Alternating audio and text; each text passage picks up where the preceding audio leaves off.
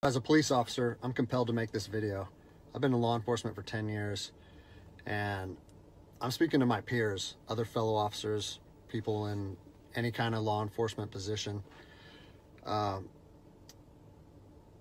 seen officers nationwide enforcing tyrannical orders against the people, and I'm hoping it's the minority of officers, but I'm not sure anymore, because every time I turn on the television, every time I look to the internet, I'm seeing people arrested or cited for going to church, for traveling on the roadways, for going surfing, opening their businesses, going to the park with their families, or doing nails out of their own house, using their own house as a place of business, and having undercover agents go there and arrest them and charge them with what? With a crime? I don't know what crime people are committing by doing nails in their own house, but we're seeing this more and more and more, and we need to start looking at ourselves as officers and thinking, is what I'm doing right? Now, I want to remind you that regardless of where you stand on the coronavirus, we don't have the authority to do those things to people just because a mayor or a governor tells you otherwise. I don't care if it's your sergeant or your chief of police. We don't get to violate people's constitutional rights because somebody in our chain of command tells us otherwise. It's not how this country works. Those are de facto arrests. You know, we're violating people's rights and taking money from them, or even worse, arresting them and depriving them of their freedom when they are exercising their constitutional rights. So let's talk about that.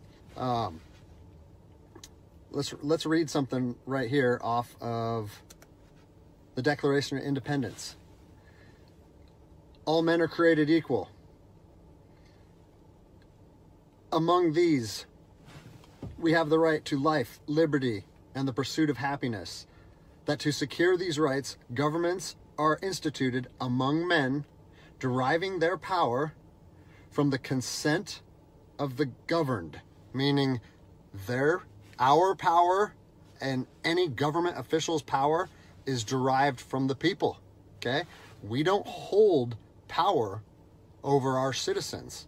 It's contradictory to everything that our country stands for.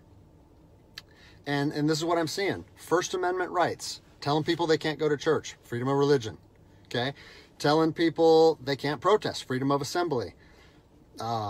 Fourth Amendment violations, illegal traffic stops to check for papers. What are you, the Gestapo? Is this 1930s Nazi Germany? You don't get to stop people unless you have reasonable suspicion or probable cause that they have committed a crime. And I know people that have personally been stopped saying, we want to see papers showing that you're essential. David 2, copy a phone call. That is not how our job works, okay? What really has been pissing me off lately is the fact that these officers that are going out here and enforcing these tyrannical orders, what they're doing is they're making my job and my safety, or they're putting my job and my safety at risk. Because what you're doing is you're widening the gap between public trust and law enforcement officers. And what that's going to do is it's going to, I mean, look at what's happened to law enforcement in the last 10 years.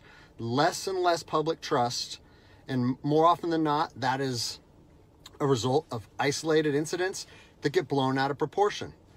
They're not isolated anymore. They're happening every single day. And the thing that I want you guys to realize is that our power that we hold as law enforcement officers is nothing more than a facade. It's a badge and a gun. And people, you don't realize, if you haven't lived in anarchy, if you haven't seen combat, things can be stripped from people in a heartbeat.